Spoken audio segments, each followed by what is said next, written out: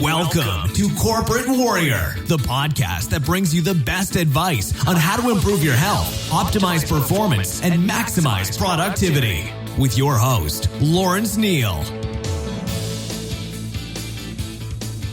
This podcast is brought to you by Vital Exercise, a one-of-a-kind personal training facility in the UK, owned and run by that geezer and world-class personal trainer Ted Harrison. For over 30 years, Ted has been very successful in helping people achieve great results. And if you've seen the blog post for his episodes on this podcast, you will see that he walks the walk. And at 57, he's muscular and lean and can be seen on Facebook doing his best Daniel Craig impression, emerging from the sea in the tiniest trunks you've ever seen. Ted and I talk all the time. Since our very first meeting, when Ted put me through an amazing workout, he's become a great friend and one of my trusted health and fitness counsel. Operating from a high-intensity training base, Ted uses an eclectic mix of training styles to optimize results for his clients. He's a hot property and people travel from all over the UK to train with him. To book a free consultation, either at his facility in Essex in the UK, or to find out more about his virtual coaching, which includes personalized training, nutritional guidance, and support, please go to corporatewarrior.co/TED, where you can fill in a contact form or phone Ted directly. That's corporatewarrior.co/TED. Hey guys, I am Lawrence and welcome to another episode of Corporate Warrior, the podcast that shows you how to get the most out of your high-intensity training and start and grow your strength training business. My former guests include the who's who in high-intensity training, people like Dr. Doug McGuff, Drew Bay and Jim Flanagan, paleo pioneers Mark Sisson and Rob Wolf, successful strength training entrepreneurs like Luke Carlson, Adam Zickerman, and Roger Schwab, productivity experts, high-intensity bodybuilders, minimalist adventure racers, high-intensity case studies, and everything in between. Today's guest is Dr. Felipe Damas, who is a PhD and did his doctorate at the University of Sao Paulo and McMaster University. These days, he's a postdoc at the Federal University of Sao Carlos, I really hope I'm pronouncing these correctly, and focuses on exercise physiology, specifically on muscle adaptations to resistance training, focusing on mechanisms like muscle damage, muscle protein synthesis, satellite cells, and to better understand muscle hypertrophy. In this episode, we cover the relationship between acute muscle damage and muscle hypertrophy, the time course of recovery and supercompensation, how all of this influences training programming, and much, much more. This was a really, really fun conversation. I do not think that Dr. Felipe Damas has done much in the way of podcasts, so excited that I've almost got him on as one of the, I suppose, the first podcasts. I could be wrong, he may be on several others, but I did not see them. So I feel fairly lucky in that respect. So now, without further ado, I give you Dr. Felipe Damas.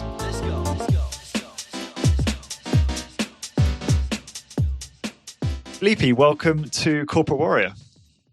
Oh, welcome. Yeah, thank you. No, you're most welcome. Thank you for inviting me. It's a pleasure for being here. Oh, thank you for joining me. So I think a fair number of my listeners will be somewhat familiar with your name and your work, but just for those that aren't familiar, can we just start off by getting an overview of your expertise and your background? Yeah, for sure. My name is Felipe Damas. I'm a PhD now. I'm doing a postdoc. I did my undergrad and my master's here in Brazil at Unicamp, that's State University of Campinas. Mostly I worked through my master's with muscle damage too. That's been the main research topic I've been in.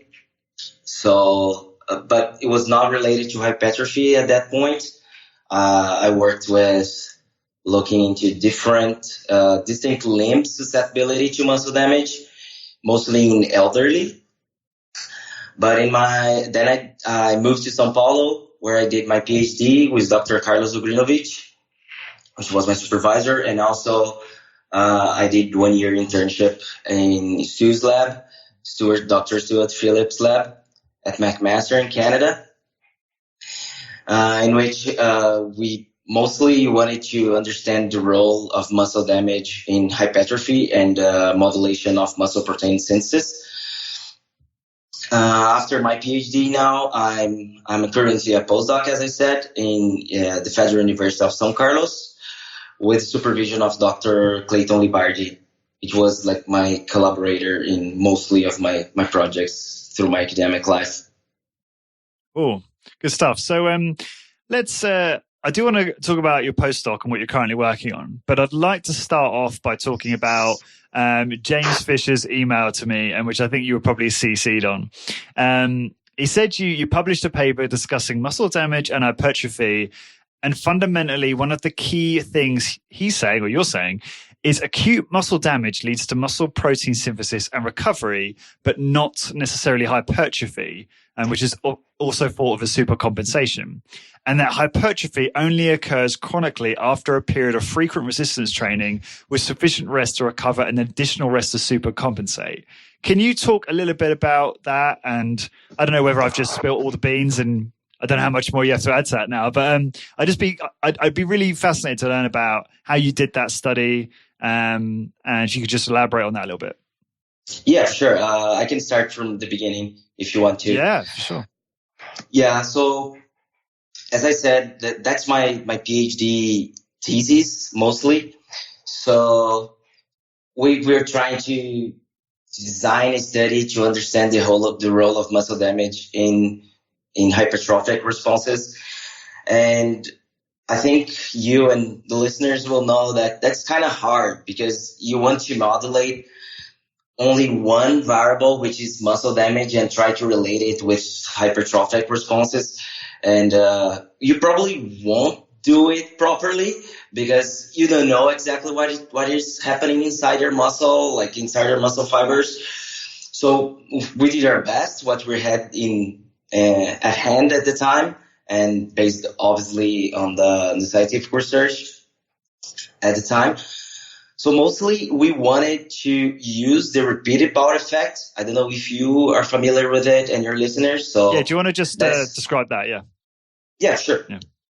So the repeated bout effect is mostly like a protective effect that a previous resistance training bout or a previous exercise have on muscle damage in a subsequently bout. So if you do like 2 resistance training bouts, in the second one you experience like less damage, and that's kind of progressive. So as many resistance training bouts you perform, like less damage you will feel or you will have. Mm-hmm. So we try to use this phenomenon, to modulate damage through resistance training and try to look in acute hypertrophic response. It's kind of tricky because we had to have like an acute hypertrophic response, and that's where like muscle protein synthesis entered into place. And we chose like the first, third, and 10th week to analyze that. Mainly because the repeat bout effect is pretty potent, like at least when you look into indirect markers like loss of muscle strength or muscle soreness and muscle proteins leakage to bloodstream like CK or myoglobin. So it's pretty potent. So already in a second resistance training bout, all these markers are attenuated already. So you experience less soreness, less loss of strength, etc. But we didn't exactly know what will happen with a direct marker of muscle damage, which is in our case Z-band streaming. I think you and the listeners are familiar with Z-banding. You know what? I've read it and I never really know what it means. I just accept that as a form of measuring muscle damage. Could you elaborate for the layman? Yeah, for sure. So Z-band is a constituent of the sarcomere. So the sarcomeres are made mostly of it's a part of the sarcomere. So it's a section of the sarcomere. It's called Z-band, and it can be intact where the muscle proteins can interact with each other like the contractile and the structural proteins can interact with each other. And but when muscle damage is installed or is present, it's kind of a disorganization or a rupture of the Z band, which we can see and analyze through electronic microscopy, or in our case, light microscopy as well. Like we also, in this project, it's curious, I never told this before, but we did it like a pilot where we got muscle biopsies and analyzing an electronic microscope. I think that's right. Yeah, microscope. So, yeah. microscope. It's your second language, so it's impressive. There you go. Yeah, thanks. Thanks and sorry at the same time. So we analyzing the electronic microscope and see like very clearly the Z band streaming, like the non-organizational, like it was not intact at all. At some points, it's not that all your muscle will be like that. It's just focal or fairly large parts of your muscle like seems that way. And we confirmed it in the same muscle biopsies using a light microscope, where you can get like, it's less precise, but it's wider image. So you can get like a bigger picture and a more encompassing picture of direct muscle damage. I think that's okay. Yeah, that's good. Thank you for describing it. I've just never, you read it and just think, oh yeah, I just accept that that's some form of way of measuring muscle damage. But it's good to actually understand a little bit more about that. Yeah, so what is happening there? Like, I think your proteins are not like really aligned. There's some theories about it, like the classical popping sarcomere theory, where you push your muscles like too hard, you extended them too hard, where the proteins like lose contact and they create those areas. But that's a theory. But that doesn't do much with our project, because we just want to know if there's damage or not, and not what's causing damage, for to be precise. So there we go. So we measured on those 3 weeks. So coming back, sorry. So we didn't know how potent is or how strong the repeated bout effect is for this direct marker. So no one has shown this yet at the time. So we were fairly confident that our first idea was to measure before and after a first resistance training bout and before and after a second resistance training bout. But we weren't clearly confident that muscle damage measured by a direct marker would be attenuated by already in the second session. So we waited a little bit, a couple of weeks, so 4 previous resistance training bouts, and we measured all of we wanted to by the 3rd week of resistance training. And we believe like measuring like fairly close to the beginning, like early on the resistance training period, we would like mainly modulate muscle damage and not much the hypertrophic potential of those individuals. So that's important. Like we want to keep the hypertrophic potential, which is like we don't wanted them to hypertrophy much or hypertrophy at all in those 2 weeks. We didn't expect that, and we had other research to base our beliefs at the time. And thankfully, the subjects didn't hypertrophy the 3rd week. And that led to our first article, which was published in European Journal of Applied Physiology, where we show that in the 3rd week, after 4 resistance training bouts, the subjects showed an increased muscle cross-sectional area, the vas lateralis cross-sectional area, but most of this increase was due to edema. Like it was the muscle was swelled and not really hypertrophied. So, did I make myself clear enough? Yeah. So, so kind of like in a nutshell, what we're seeing is that over the first few weeks, it's mostly kind of remodeling of the muscle and repair. and recovery. Exactly. And actually, I don't know. Is there also swelling around that point that some people might mistake for muscle hypertrophy, but really isn't hypertrophy, and that actually comes later, perhaps in maybe few weeks after that? Is that kind of what you're saying? Yeah, exactly. Like, we're not saying that by the third week you don't have a little bit of hypertrophy. So maybe you have, but the methods we have right now is not like precise enough or sensitive enough. Actually, we showed with muscle fiber cross-sectional area analysis that it didn't change at all from the first to the third week of resistance training.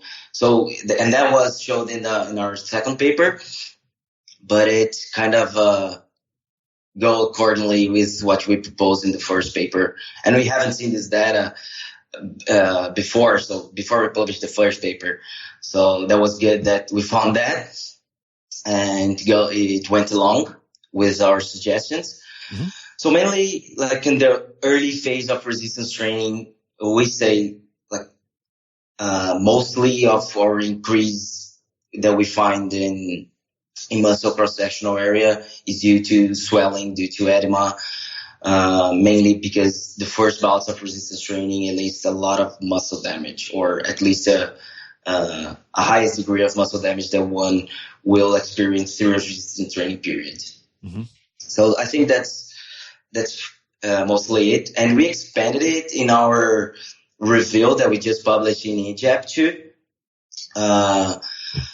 because there was some discussion around our first paper on Egypt, and other people did other kind of research trying to show early muscle hypertrophy using some different kind of measurements of muscle hypertrophy and edema. And we kind of wrap it up and saying that like the very early increase in muscle cross-sectional area around like with 4 to 5 previous resistance training bouts, that's mostly edema. But around, let me just check here to be precise. And we say that, just a second. No worries. Then after like around 10 resistance training sessions, you have like a modest hypertrophy really occurring. So it's very quickly, like 10 resistance training sessions. If you do like 3 times a week, that's like 3 weeks. Mostly on the 4th week, you already experience some level of muscle hypertrophy. But maybe that's not like functionally relevant. It's just that your muscle is getting a little bit bigger, and you can really see like real hypertrophy, which is like increasing the number of contractile and sarcomeres, contractile proteins, and structural proteins as well, forming sarcomeres in parallel. Which that's a little bit tricky, because. And now already entering in the discussion of my second paper, which is really investigating the role of muscle damage in all of this, the hypertrophic responses, because we show that when you have like a lot of muscle damage, you have a robust increase in muscle protein synthesis. So where are those proteins going? And we measured myofibrillar protein, which is like structural and contractile proteins. Why you don't experience hypertrophy at those points? So we speculate that what is happening is like you're repairing and remodeling your muscle. And what exactly is remodeling? In our point of view, we are putting sarcomeres in longitudinally, like in the muscle, and not in parallel. Sarcomeres, when you add sarcomeres in parallel in your muscle, it's when you really see an increase in the cross-sectional area, and not longitudinally.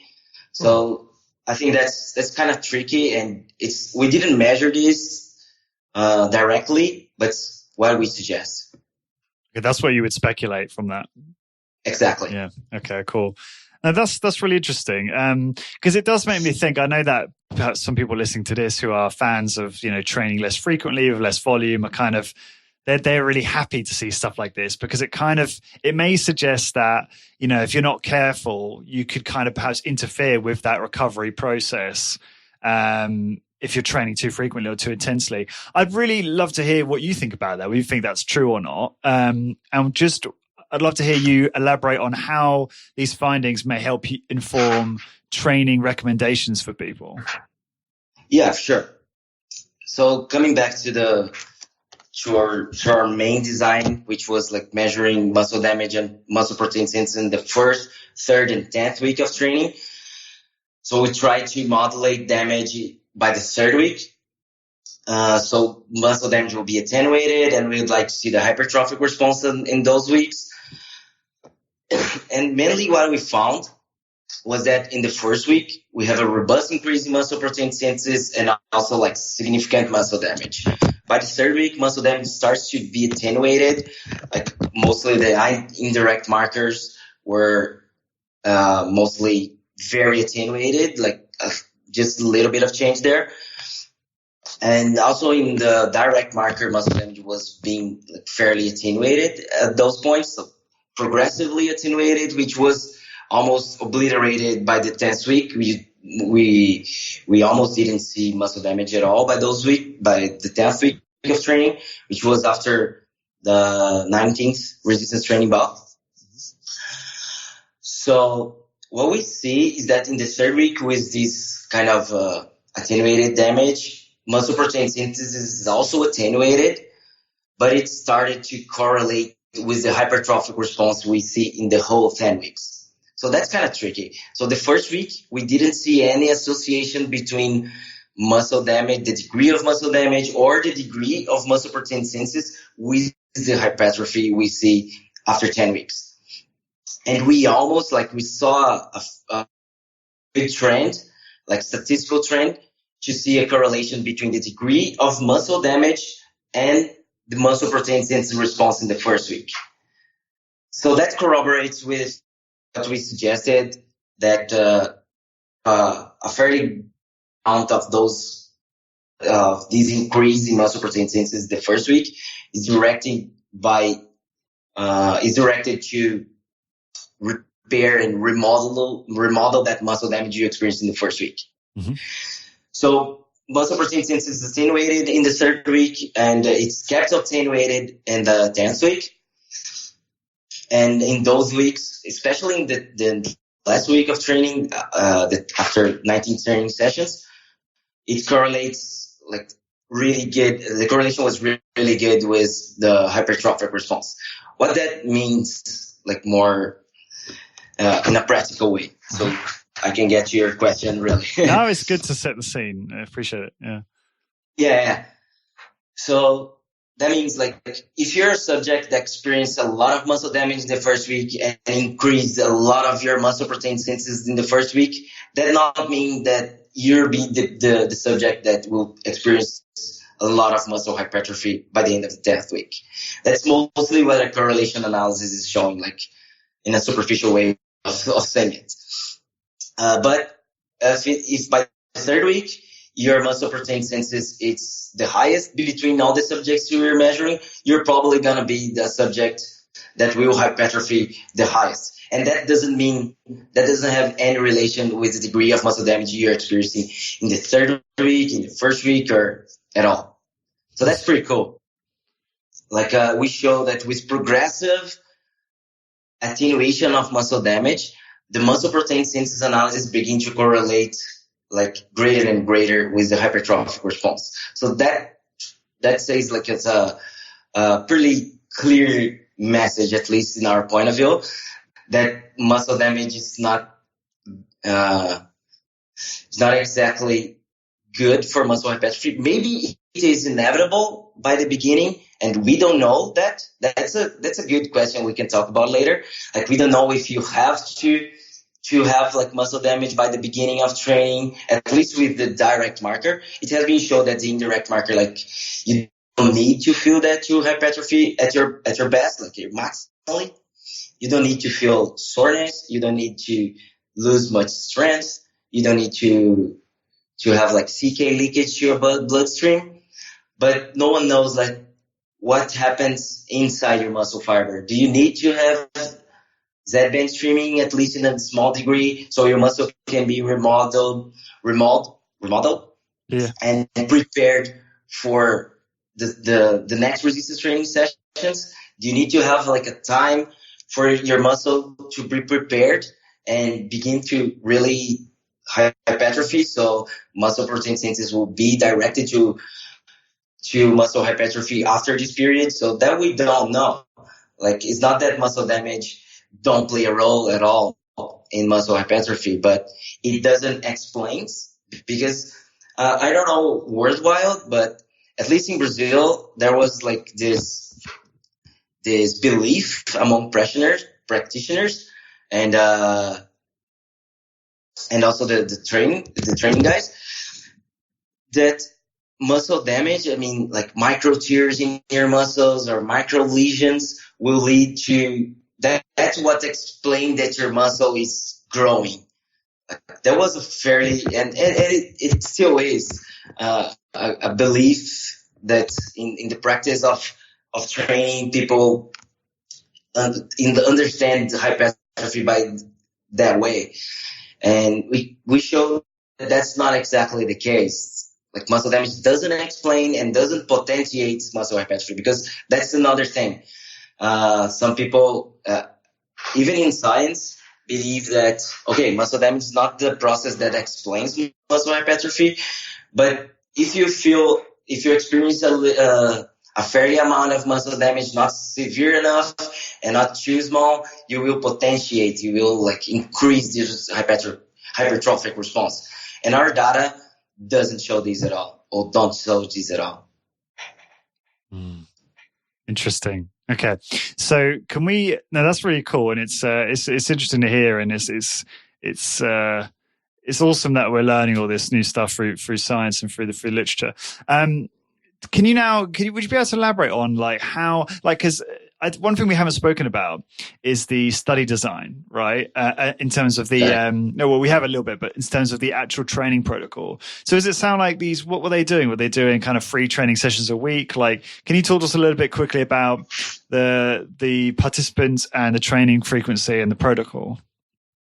Yeah, got it. And I'm sorry, I didn't answer your previous question. I'll try to answer like with this. Yeah, that will help explaining the protocol. So what we did, like, we took like 10 subjects, and they performed lower limb resistance training. And it's also important to say that they all had experience with resistance training before, but were training for at least 6 months, just because we wanted to know that they didn't have any, or at least not at all, the repeated bout effect by the beginning of our training. That was one of the main variables. Yeah. So, and that's also why we didn't perform any strength tests before the first resistance training session. We wanted them to really experience muscle damage in the highest way possible with a regular resistance training program. So that's important. We didn't do like isolated eccentric exercise. We didn't do the training in the biodex, not at all. So we did like leg press and leg extension exercises, 3 series each, 3 sets each, and always to failure. So we put like repetition maximum range. So the subjects had to achieve 9 to 12 maximal repetitions in each set. So kind of guess, or we tried to talk to them and see how much weight we should put in the first set, because it's kind of tricky. You really don't know, and you have the subjects to reach like 9 to 12. So the first set of all the study was a little bit tricky, but around the second set we could already get it like pretty sure. Like, so the subject will stop being between 9 to 12 repetitions. So he would failure between 9 and to 12. So we kind of we supervised their training. So if in one set subject could perform only like 8 repetitions, so we would like take out weights, and he would do like a 10 to 11 in the second set. And there you go. If he extrapolates it like 15, 16 repetitions in one set or in the first set, we would stack more weights in there, and the subject will fall in between 9 to 12. Just on this quickly, one thing that really surprises me is why do we always default to 3 sets in a study? Like, it just doesn't make any sense to me. I don't understand like why that's the default. Yeah, I don't know that either, to be sure. Like, our total number of sets was 6. So, okay, all right, sorry. Yeah, it was 6 because it was 3 in the leg press and 3 in the leg extension exercise. So the subjects always started doing the leg press, 3 sets, and then went to the leg extension. If I'm not wrong, it was always like 1.5 minutes of rest between sets and between exercises. So we did like 6 sets and 2 resistance training sessions per week. So that will lead to 12 resistance training sessions per week, which was like in the meta-analysis of Brad Schoenfeld, I think. He shows that like you have to have at least 10 resistance training sessions per week to maximize your hypertrophic potential, for example. So that's why we chose like 3 sets of leg press and 3 sets of leg extension exercise. So we'll have 6 per session and 2 sessions per week, so 12 resistance training bouts. I think the reason might be there. Okay, understood. No, fair enough.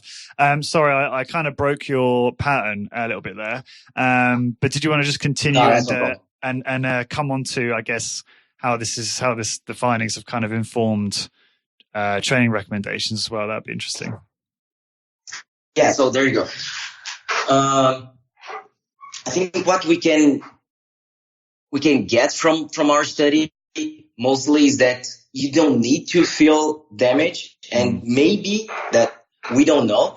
So maybe it's inevitable. So things happen inside your muscle fiber, like Z-band streaming and all the remodeling process we've talked about. Maybe that's inevitable, but we don't know. Like, there's no research showing that.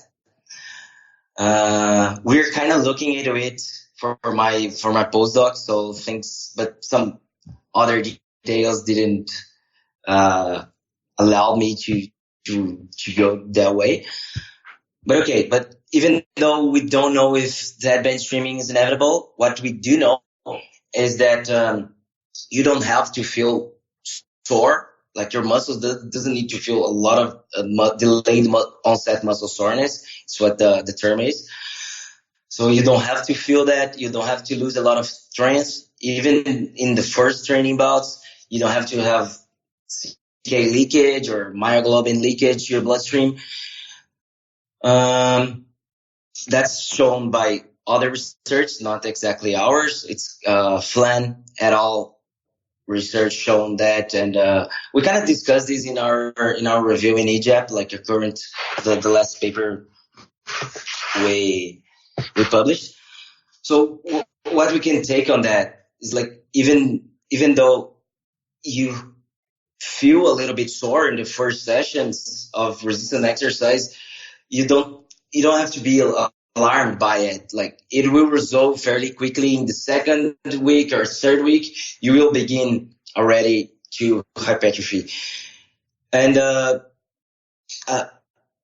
think that's not really precise what I said right now, because I think at least a little bit of hypertrophy you may get from your first resistance training sessions, but it's not really significant. So you really begin to significantly hypertrophying around the second to third week, at least our guess, based on our data. So it's our suggestion.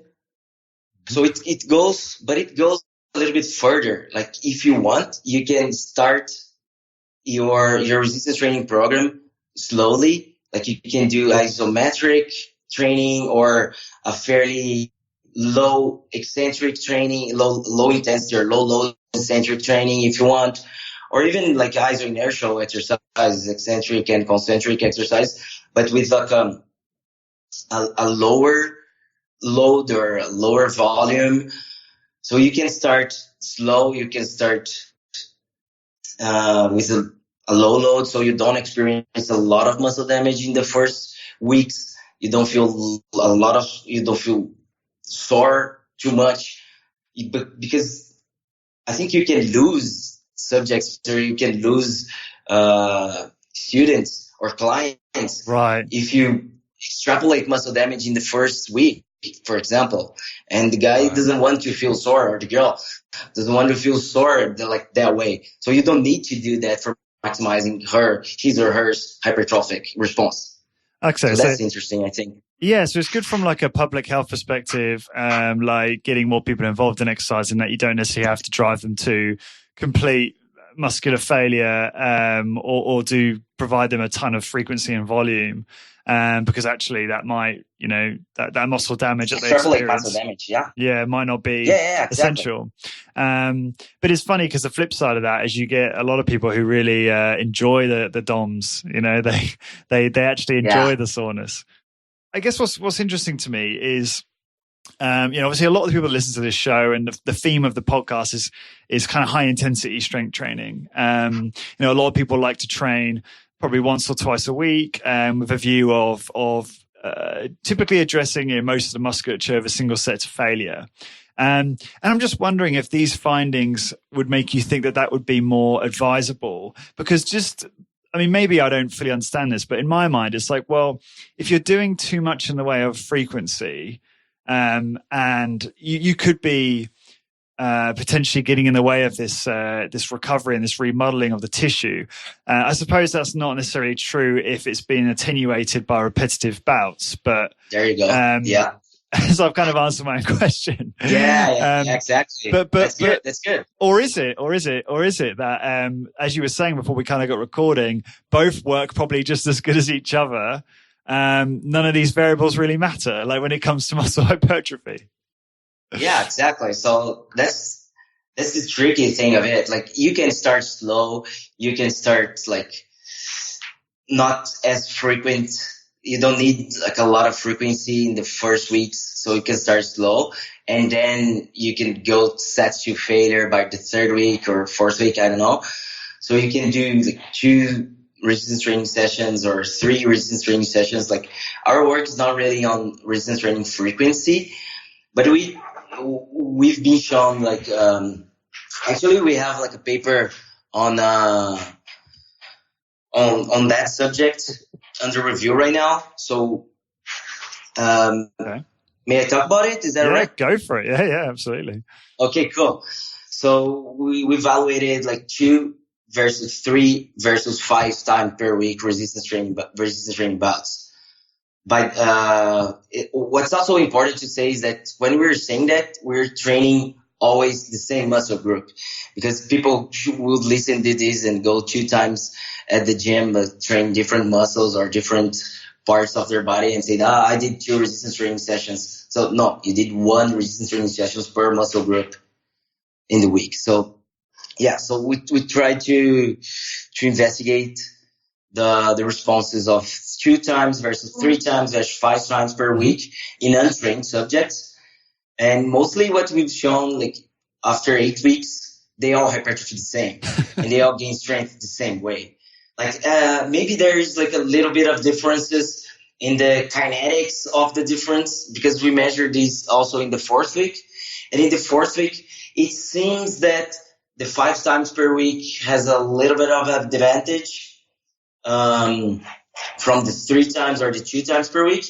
But by the end of the 8-week resistance training program, they are all hypertrophy the same. So with untrained subjects, I think what is advisable, I don't know, is that you start slow so you don't lose your clients, your students, your trainers. You don't lose them for like being too sore or doesn't want to perform any kind of strength that week again because they feel weak and everything. So you can start slow and just escalate from it and just start doing sets to failure around the second week or even the third week and maximize their potential.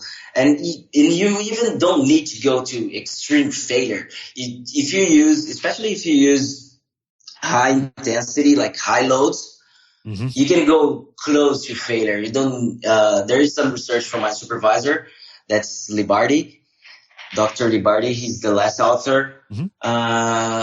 They show that even with low loads, you can go to failure or close to failure. That means like around 2 to 3. If I'm not wrong, I think it's around 2 to 3 repetitions less than failure. That you can have the same hypertrophic response. But coming back to what you said around the people that want to feel sore, that's interesting. I want to comment on that, if that's okay. Yeah, go for it. So that's really interesting because I'm doing these lectures and everything, and people try to say to me, so I don't have to train like really intense, so I don't have to feel sore anymore. How do I know that my training was good if I don't feel sore? I think that's more or less what you said. Yeah. Yeah, I love that. Yeah, so how did you answer that? Yeah, exactly. So I said, yeah, man, you don't have to feel sore. And if you feel sore, you're not achieving your full potential of hypertrophy in that session, for that matters. But on the other hand, you do have to train hard. That doesn't mean that that you have to put always high loads. Like you can do low loads. You can do like blood flow restriction if you want, with low loads. And, but that doesn't mean that you're not training hard. Going to failure with low loads is so much harder than going to failure with high loads. At least in my point of view. Yeah. It's suffering. Like your muscles are burning out. Like it's so hard. I've done this a little bit, and that's not fun at all. I would use like high loads forever. Like that's no problem. And is there something to be said for? I remember James Fisher was telling me that there's potentially benefits for bone mineral density using higher loads. I don't know if that's going outside of your area of expertise. No, that's correct. Yeah. I don't know if you knew anything about that. That's true to that. Just for reading, just reading. We haven't measured bone mineral density in any of my studies or the studies I was involved in. But that's true. Like for bone mineral density, you have to have, at least as far as I know, you have to have like impact or like high tension. So you have to run or run versus walk. You have to run. If you perform a resistance training, you should choose like high loads, so the tension is greater. At least as far as I know, for bone mineral density, the high loads are preferable. Cool. Okay, so I know. Yeah, sorry. I don't know if you want to talk more about what you were just mentioning there.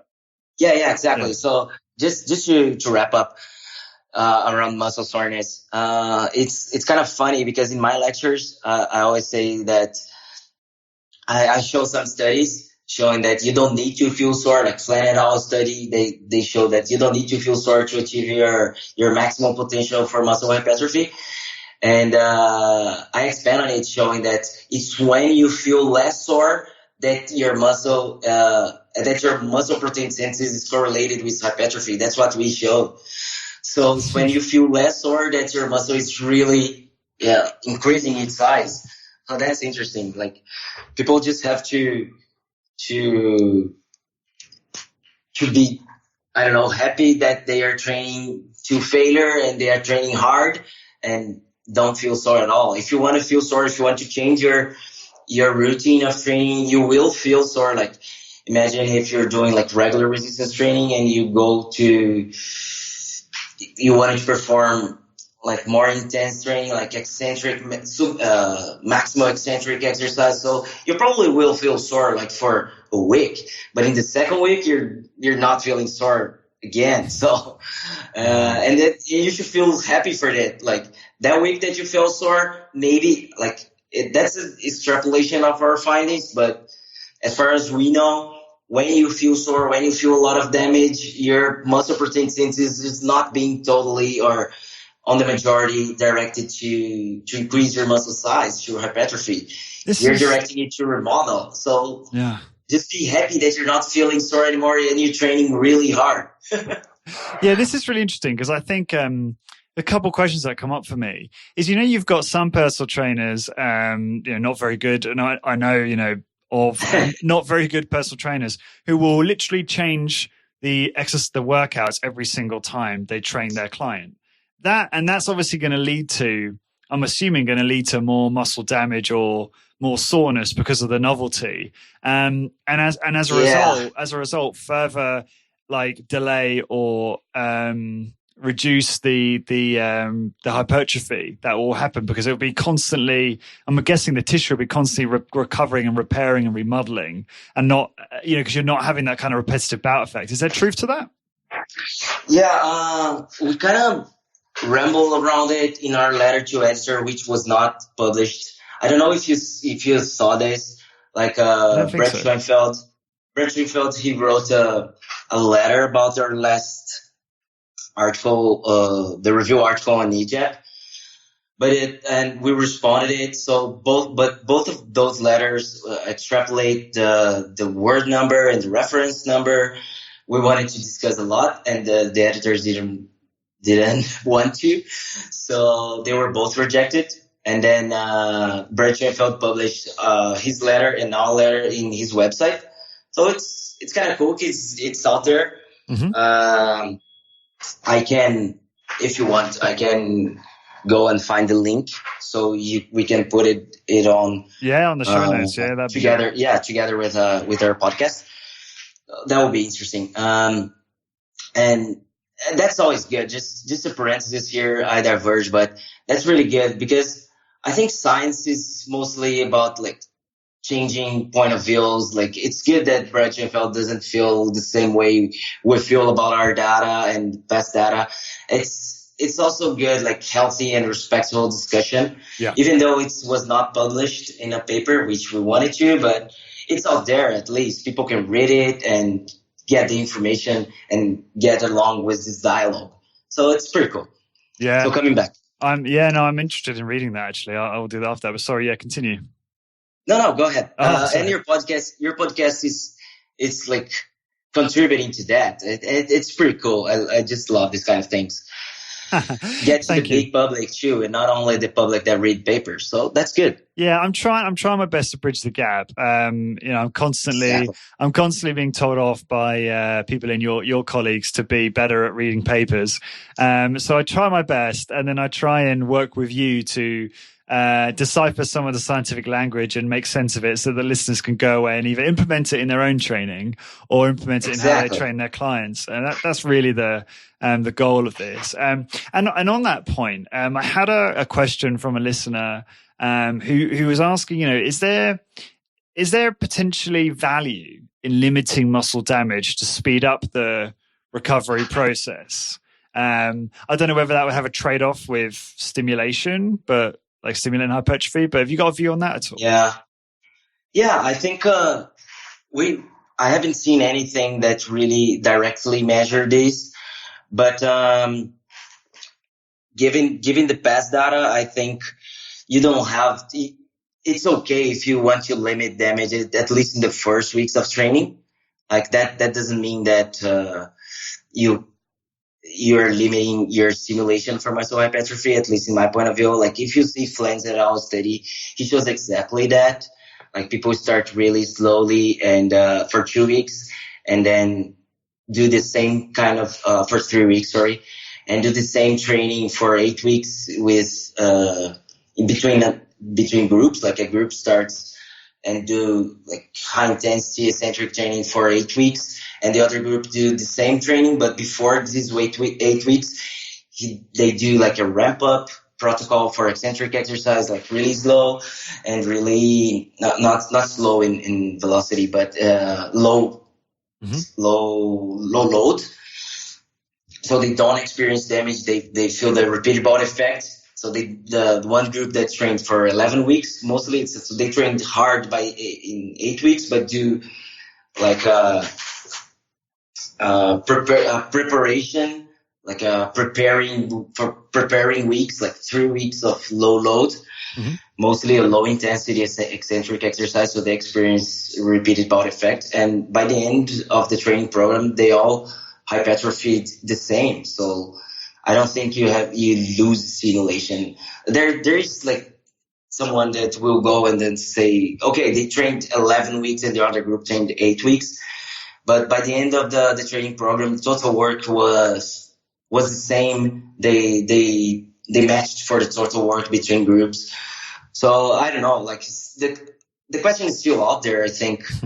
But at least in my point of view, the ones who have to prove that you have to have like muscle damage to hypertrophy more, they are the ones that need to prove now something. I don't know. I think the ball's in the other side of the court, if you know what I mean. At least with current data. So if I were to train someone, I would like probably start with slow loads, and at least for 2 weeks. What's the effect of 2 weeks in a resistance training program that you want to go along at least for like 6 months or 1 year or your entire life? So yeah, it's not a big deal, you know. You just won't feel like a lot of sore. You can like go downstairs normally. You don't have to be like a node guy or node lady. That's so hard. You've probably experienced this kind of soreness. I did. Yeah. So yeah. It's not fun at all. Like a little bit of soreness, you can say, okay, I trained hard. I'm sore a little bit, but the levels, masochistic. Yeah. Exactly. But the levels we experienced by the first training bout, if you train really, really hard, they're not fun at all, at least for 90% of the population, I think.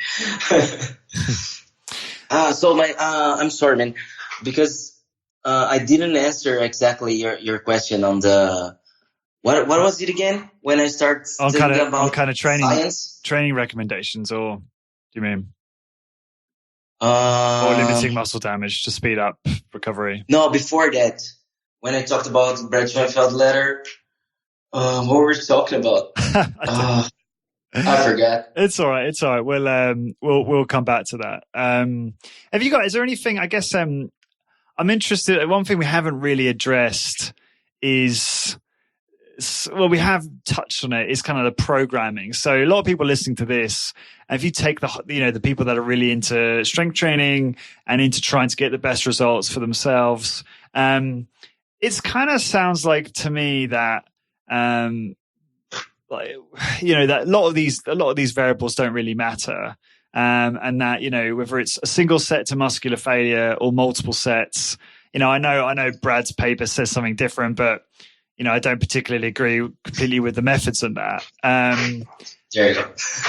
And so I'm quite skeptical of that, and obviously I've discussed that with people on the podcast, and I think there were a few letters exchanged back and forth with Brad and with other colleagues, and I haven't actually been able to find them. I tried to find them on Google, but I couldn't see where that ended up, and I don't know where that got to. But I'm just trying to get your opinion on, like, do you, for instance, Felipe, in terms of your own training, what do you? I mean, I'm assuming you probably have a resistance training regime yourself. Yeah, I do. So it's. My particular interest is more about like rock climbing. Yes, I saw your YouTube channel. Yeah, there you go. So I really like rock climbing. So my resistance training was like trying to improve my rock climbing abilities or capacities. So what I do is like really, even though I'm not performing like really resistance training in a gym, like I do that in the climbing gym and using my body weight a lot of times. and doing like push-ups a lot. Like we have to develop our back muscles and our forearm muscles a lot, and even our hand muscles a lot. So what I do is that when I'm like, if I suffered like an injury or something, I would go and start really slow. Like I don't push my body to the limit in the first or second weeks of training.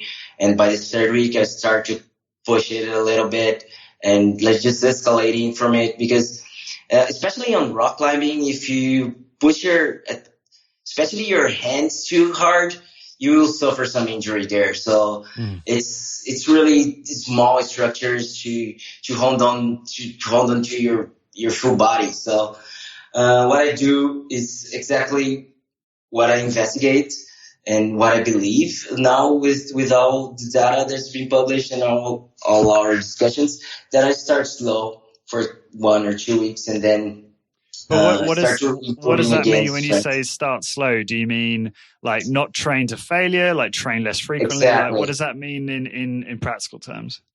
Okay, I'm sorry. I should be more precise. So I will do not a lot of volume. So I do 1 set per exercise, not going to failure, or using low loads, not putting like extra weights in my body to do push-ups, and mainly train a little bit of endurance resistance training, more or less. Mm-hmm. Like so your body begin to feel the exercises again, to feel the stimulation again. I've been like injured like a couple or 3 times through my endeavor on rock climbing. Like I'm currently now injured. I broke a vertebra, a T10.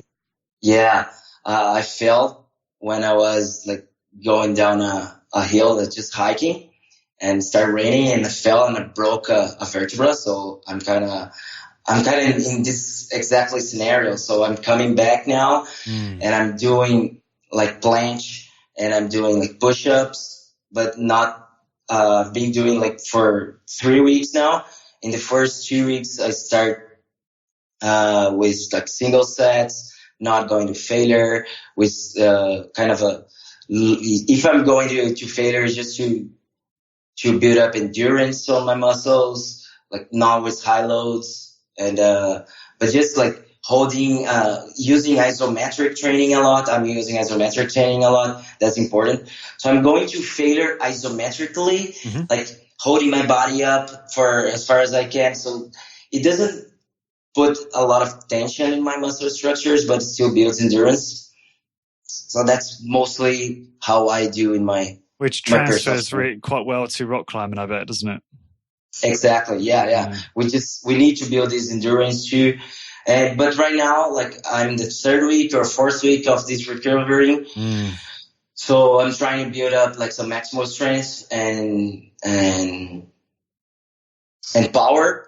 So by the beginning of my training of push-ups, like I'm using like small holds and doing like high velocity push-ups. We're using small holds, or at least the highest velocity I can. And when you say high velocity, do you mean moving just really fast reps? Really fast. Yeah. I'm sorry. Yeah, okay. Really quickly. And then doing like push-ups to failure, using different kind of holds. So right now I'm trying to build up some strength and trying to increase the size of my muscles, hypertrophy a little bit, just to begin recovering for rock climbing again. Yeah. And how often would you be training yourself? Yeah, I'm training like for the same muscle groups. I train around like 2, maximally 3 times a week. And I'm doing a lot of core training too. So in between those sessions, I do like core training 2 or 3 times a week too. Sometimes in the same session, because I don't think that will do any harm. So I train my forearm and like pectoralis and my back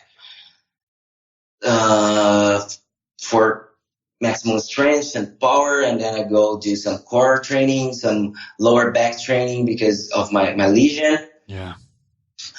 And in between, it's kind of funny. I use a bucket of rice. So I put my hand inside it and I open and close it a lot of times. So I'm recovering my legs, my hand strength. Yeah. That's important too for rock climbing. So when I'm not training like those 2 or 3 times a week, I'm doing like the rice training. I've heard of that before. Cool. Right. So I just want to, before we wrap up, I'd love to ask you a few kind of rapid fire questions, Felipe. Yeah, go ahead. Which the answers don't have to be the rapid fire, but the questions are. You've obviously, there's a number of studies we didn't touch on. Unfortunately, we haven't got time to go into those. But you've published a lot of work over the last few years. I'd be really curious to understand, what have you changed your mind about in the last year through doing some of these studies? So, for example, if you went into any of those studies with preconceptions or beliefs, what have been some of the things you've changed your mind about? Yeah, that's really, really cool that you asked me, because I was one of the guys that was a believer that muscle damage would potentiate muscle hypertrophy. Like I was one of those, we need to train hard and feel sore, and that's what will make, because most of the research, they show that the muscle damage promotes like this kind of hypertrophic response, expand potently, like increase potently or robustly muscle protein synthesis, and stimulate like satellite cells and some hypertrophic pathways. So I was like fairly confident that, okay, so probably muscle damage have a role and will potentiate muscle hypertrophy in this study. So that was one of the main reasons I wanted to look into it, the role of muscle damage in muscle hypertrophy. And that was one big change of belief in me, because our data don't show that at all. And when you start to look in the past research and try to reevaluate like why muscle protein synthesis was so robustly increased in a situation where damage is higher, why satellite cells expand their pull when muscle damage is present, we can have answers for all of it, like muscle protein synthesis is directing to repair, modeling. Satellite cells also have their main role is to help muscle repair and remodeling and regeneration, for that matter. So that's pretty cool. Like I changed it a lot, and it's also interesting to look back and go back to those research that make my belief of muscle damage being important for muscle hypertrophy or potentiating it. And right now I see, okay, that's a reason for all of it, for in the other way too, like muscle damage not explaining, not potentiating muscle hypertrophy. That's pretty cool. Yeah, I know, that is cool. Is there anything else in your field at the moment that you believe to be true, but you can't prove it? I think also relating to muscle damage, like I believe that some low level of Z-band streaming is inevitable by the beginning of your training. Like even though you start slow, you don't feel sore, you don't lose as much of strength, I think your muscle is remodeling, like even inside your muscle fiber, and most likely outside your muscle fiber, like your extracellular matrix needs to be remodeled. All your connective structures need to be a little bit remodeled, because your muscles are not really prepared for that high intensity exercise, or at least a different kind of exercise you experienced like previously in your life. So I think some remodel for preparing your muscles, both inside your muscle fibers and outside, like connective tissue, extracellular matrix, need to be remodeled so you can endure your subsequent training bouts. But there's no research for that insofar. Good stuff. Felipe, this has been very enjoyable, and I've learned a lot more about this stuff than I can understand reading the papers myself. So I appreciate you describing it all to me in layman terms. It's very helpful. Cool. You've definitely made me think about some of this in a different way as well. Hopefully that's benefited the listeners. Do you want to just explain to the listeners what's the best way for people to find out more about you and the other services you provide? Yeah, for sure. I have a Facebook page. It's called Damas Science. It's my last name, Damas, with the word science with one S only, Damas Science. So there's also a YouTube channel where I put like videos and content with trying to fill the gap between mostly what you're trying to do here too, and you're awesomely doing it. Yeah, but I'm trying to go to the Portuguese speakers. Like a lot of Brazilians don't know how to speak English or to read in English, and most of the research is the good research is published in English. So I'm trying to fill this gap and bring in the research close to the practice, and bring the information to Portuguese speakers with my YouTube channel and the Facebook page. And also I have an Instagram account. It's called the same, Damas Science. So people can go there. It's mostly for Portuguese speakers. But yeah, just if your listeners want to go there and check it out, it will be nice. Yeah. I'll also link all of that up in the show notes and the blog post in case you didn't get the spelling, but it's DAMAS Science, isn't it? The Facebook.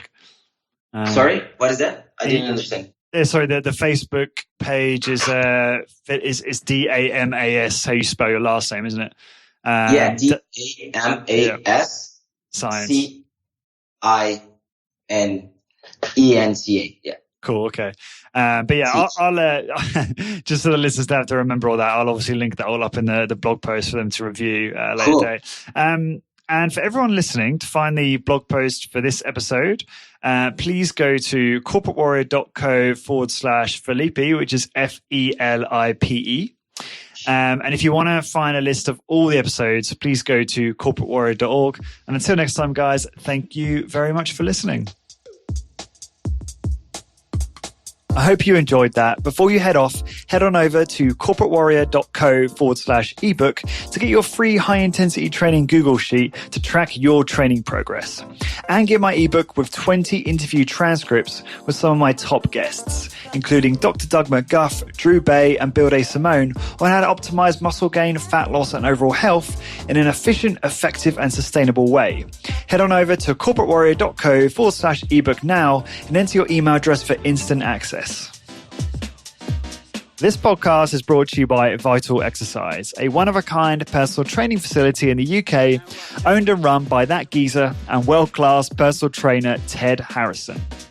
For over 30 years, Ted has been very successful in helping people achieve great results.